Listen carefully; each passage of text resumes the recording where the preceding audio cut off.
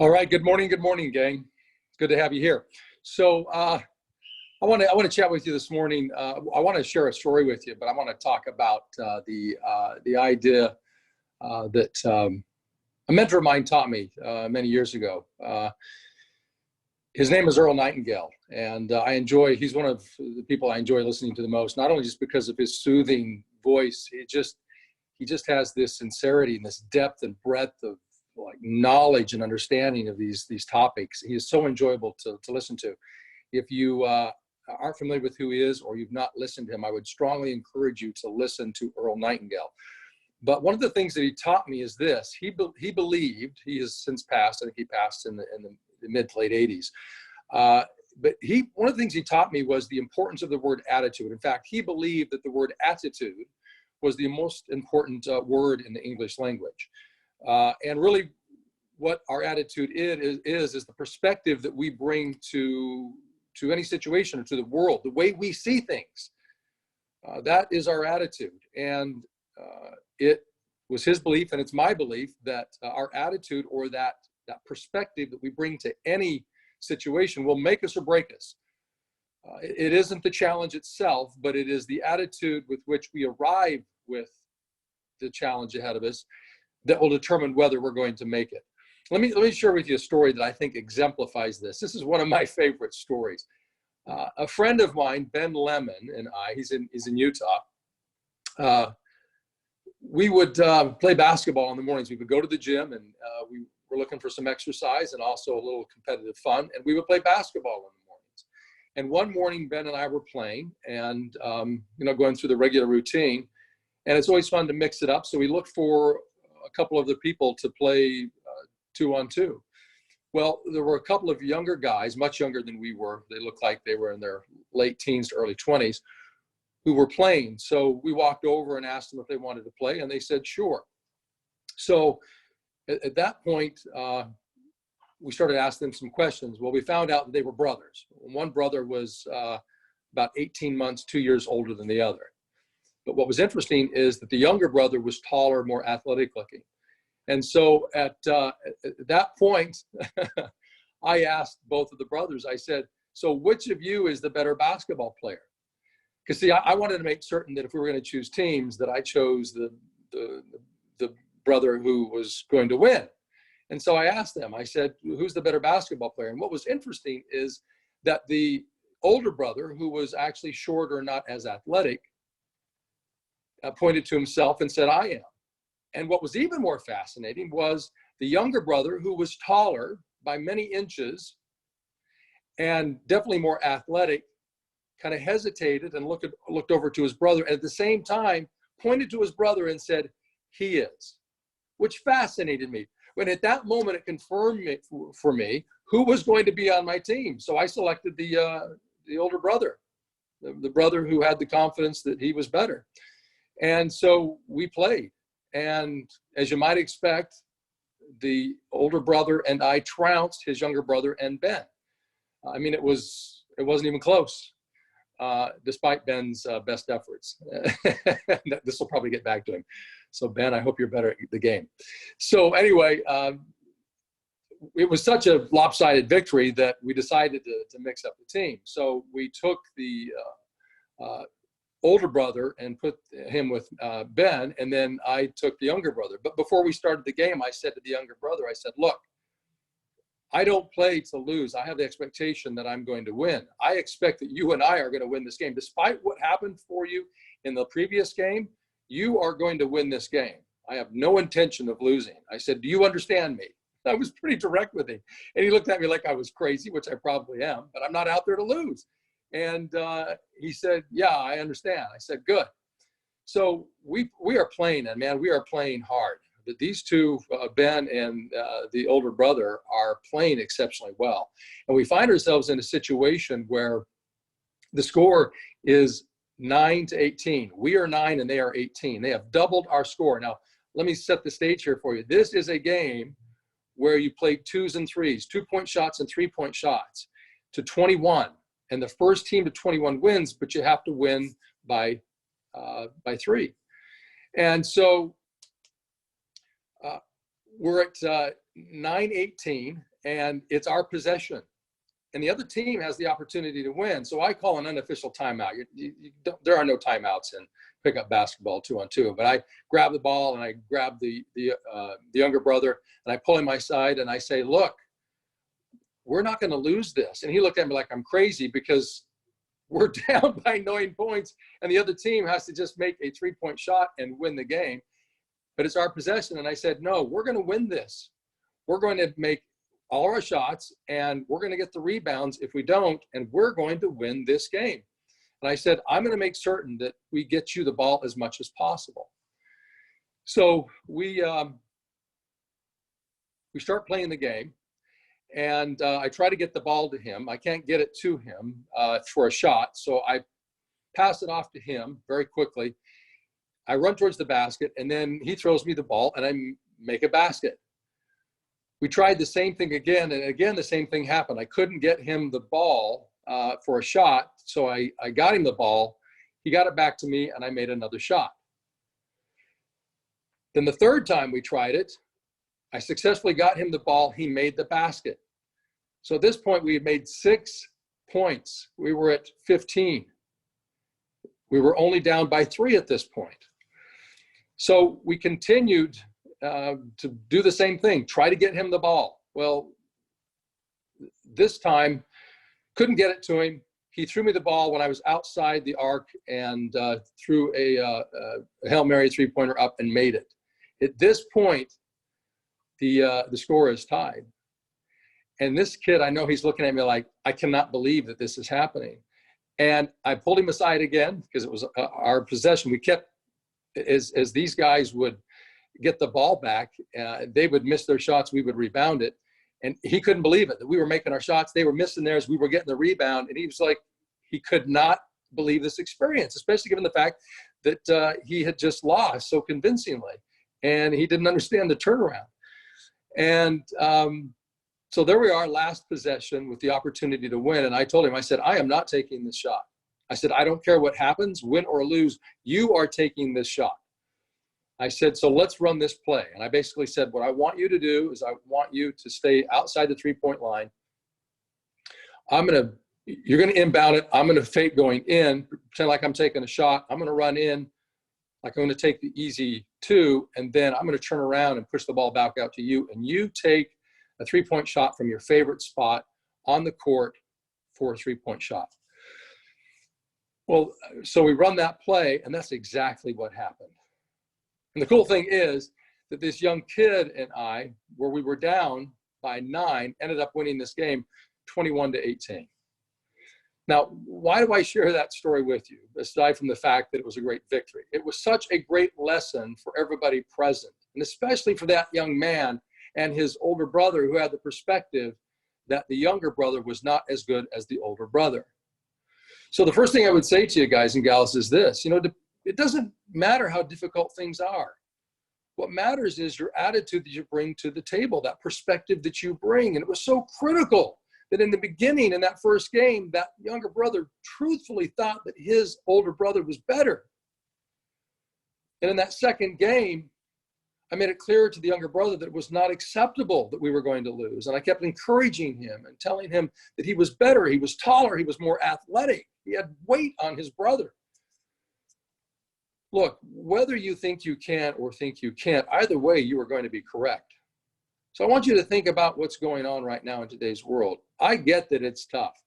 Let's admit that. Can we all admit that it's tough? It is tough. And could it get more difficult before it gets better? Yeah, it could. But we don't get to control any of that. But what we get to control is our attitude, our perspective that we bring to the table with any challenge, especially the challenges that we're seeing today, both personally and professionally, and what's going on in the world, with the economy and everything that's going on. Whether you think you can or think you can't, either way, you are going to be correct. See, what I believe is that the most important thing is not those external forces. It's the way in which we respond to those external forces, as proven by what that young man did. In that moment where he had the opportunity to lose, being down by 9 points, he came back and won the game. He took that winning shot and won the game with the three-point shot. So look, let me tell you something. The world is full of people who will stand in line to tell you that you cannot do things, that you cannot win, that you can't accomplish what you say that you can accomplish. The things that you may be afraid to share with people that you want to accomplish. There are plenty of people who will stand in line to tell you that. Do not stand in line with them. They don't need your help. They don't. See, the last thing that that young man needed to say after his brother said, the older brother, when he pointed himself and said, I'm better, the last thing that that younger brother needed to do was to cast his vote for his brother so that it was a unanimous vote. It was the very reason that that young man lost that first game with Ben. It had nothing to do with Ben, because Ben is a great ball player. The problem was that that younger brother didn't believe that he was as good as his brother. And so when they played against one another, that's exactly what happened. The older brother proved that he was better. Better in this way, in terms of his attitude. I want you to think about this. The Wright brothers were told that it was impossible to invent the flying machine. The New York Times said, just weeks before they actually did it, that it would be impossible to invent the flying machine. In fact, they said if it were ever to happen, it would take 10,000 years. And yet, 2-3 weeks later, that's exactly what they did. They invented and successfully flew a flying machine. Thomas Edison, he created over 3,000 versions of the incandescent light bulb before he got it right. Imagine Thomas Edison saying after the first 5 or 6, 7, 8, 10, 25, 50, 100 versions of the incandescent light bulb and saying, it's not possible. Having the attitude, it just isn't possible. I mean, talk about a winning attitude. Talk about a belief that it was possible. 3,000 times? Look, Walt Disney was told that he was crazy, he had no imagination, declared bankruptcy multiple times, and yet we know him as an imaginative man who was highly successful. Roger Bannister, he was told that it was not possible to run the 4-minute mile, and yet he had the attitude that he could. So he just simply reformulated. He created a formula by which he believed he could actually make it work. And in fact, that's what he did. John F. Kennedy said we were going to put a man on the moon. The world said, he's crazy, impossible. We couldn't even put a satellite successfully into space, and he's talking about putting men on the moon. Why? Why were we able to do it? Because John Kennedy had the right attitude. He had the right perspective.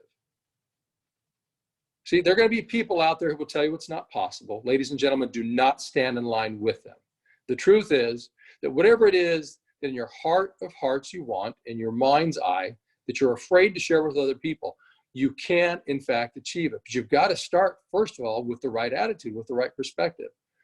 So here's what I want to challenge you to do, because it is so easy in today's world to just simply buy into the negativity. Can we agree that there is so much information out there and so many sources who are willing to fire hose us with all the negativity? The negativity outweighs the positivity by probably 9.9 to 1/10. I mean, when you turn on the news, there's never a good story. It's always negative. It's always problems. When we understand that that's what's going on, we've got to take control. You have to take control. Stop letting the world be in control of your attitude, your perspective. You don't have to buy on up what everybody else is saying. And I'm not saying that you have to be Pollyannish. I'm not saying that you ignore what's going on. Just don't buy into the fact that it's so difficult that you can't get what you want. Is it going to be difficult? Yes. But reformulate, recalculate, set a new course to get around the obstacles. That's the key. That's what Edison did. That's what the Wright brothers did. That's what Bannister did. That's what Martin Luther King did. I mean, look, Martin Luther King was asked the question in 1957 or 58 in an interview, are you not afraid of the position you're taking? Because there are threats on your life. And he said, yes, I get threats all the time. And yes, I'm afraid, but it's not going to prevent me from achieving my dream. So interesting. In 1957 or 58, he's interviewed and asked that question. Aren't you afraid that someone may try to take your life? He knew full well that that was a possibility, and yet he forged forward. He forged forward with an attitude that he was going to do it, and that's exactly what he did. And unfortunately, he did lose his life. Here's the good news. You and I, ladies and gentlemen, we're not going to lose our lives. It's what we're doing. It may seem difficult, it may seem tough, but it's not that tough. So I want to give you this takeaway. I want to give you something practically that you can use. See, the average person has 60 to 70,000 thoughts every single day, and the vast majority of those are negative. So what I want you to do is recognize what's happening subconsciously.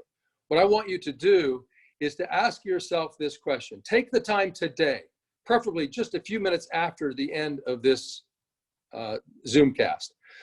I want you to write down all the things that you can think of that are negative, that you say to yourself consciously, or delve into your subconscious mind, because that's where most of it is. Delve into your subconscious mind and ask yourself, what do I say to myself when everything's quiet? What does that inner voice say to myself that's negative?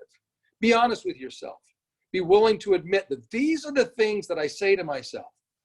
Write down all of those, enumerate all of those negative things that you say about yourself, or any negative attitude that you have about other people or any situation. Write those things down. Write the list exhaustively. Write the list. Then what I want you to do is to take a look at each one of those items. And then I want you to rewrite it. I want you to rewrite it positively. I want you to write it in the light, not in the dark, but in the light. In other words, I want you to adjust your attitude on paper. Go from the negative to the positive on whatever that topic was, whatever the thing was. That the economy is horrible, the business is tough, I can't, I won't, I never have, or I don't like them, I don't like what they said, whatever it is, whatever that negative thing is, write it down and then rewrite it in the light. Write it positively. Write it the way you want it. Not necessarily the way it is, but the way you want it. In other words, cast a vision. Be clear about what it is that you want to believe. And then what I want you to do is this. I want you to take a 3x5 card, and I want you to write those positive statements that you've written positively in the light, the rewritten words, from the negative to the positive. And I want you to keep that 3x5 card with you. And that consistently throughout the day, today and tomorrow and the next day and the next day, for the next several weeks, I want you to pull that card out and look at it. I want you to read it. What I want you to do is to take a consistent checkup from the neck up. I want you to ask yourself this question: what am I thinking? And when you're not thinking positive thoughts, pull out that card and read those positive, rewritten in the light words, that new perspective, that new attitude. You see, what we have to do is shift from that habitual negative rote repetition, that message that goes on, that debilitates us, that tells us that we can't, and rebuild it in the light. See, I never did get to see that younger brother again, but I hope for his sake and for the sake of that older brother, and quite frankly, for the sake of Ben and for me, that all of us at that moment learned that lesson, that despite the odds, despite what we believe, we can rewrite it. We can create a new reality if we'll just simply change our attitude and our perspective. But it takes work. This isn't something you can just say, okay, I believe, and then move on. This is something you've got to rewrite. You've got to create, see, these negative attitudes that we have, these negative thoughts that we have, this negative perspective that we have is like a rut, and it's tough to get out of it. And it's a rut that's been built over days, weeks, months, years, a lifetime. So it's not something that can be changed easily, but can it be changed? Yes, it can. So take these things, these new thoughts on the 3x5 card, and review it consistently. Give yourself a checkup from the neck up consistently, multiple times a day, as often as you have to. And before you go to bed and when you get up, to rewrite it, to create a new rut, a positive rut that will give you the opportunity to stay on the track, that will allow you to achieve the things that you want, that despite what other people say, that you can actually do it. Look, I I believe in each and every one of you. I believe that we are all given this innate, God-given gift to achieve the things that ultimately, privately, we want. Oftentimes, we are afraid to share with other people. Our Creator has given us those tools, but we cannot achieve those things if we ignore the tools. We can't ignore the formulas. See, success has rules, like a basketball game. And you violate the rules, you're going to get called for fouls. You don't follow the process, you don't make the baskets, you're going to lose the game. But if you'll follow the rules, you'll follow the formulas, and you'll stick with them consistently, more often than not, you will win, and you will get what it is that you want. And the world will look at you, people around you will look at you and say, man, look at that. How are they doing that? The same way we looked at the Kennedys or the Lincolns or the Martin Luther Kings or the Winfreys or the Jeff Bezos or the Elon Musks, these people who do these things that seem so impossible. Well, they're not impossible as long as we bring the right attitude to the table. So ladies and gentlemen, today and moving forward for the rest of your life, make certain you bring to the table the right attitude, because your attitude will make all the difference. So let's finish it up this morning with some closing affirmations, and let's go out there today with the right attitude, the bright attitude, the attitude that today's world demands of us in order to succeed, but also to lead other people, because that's what we are, ladies and gentlemen. We're leaders, and we have to come to the table with the right attitude.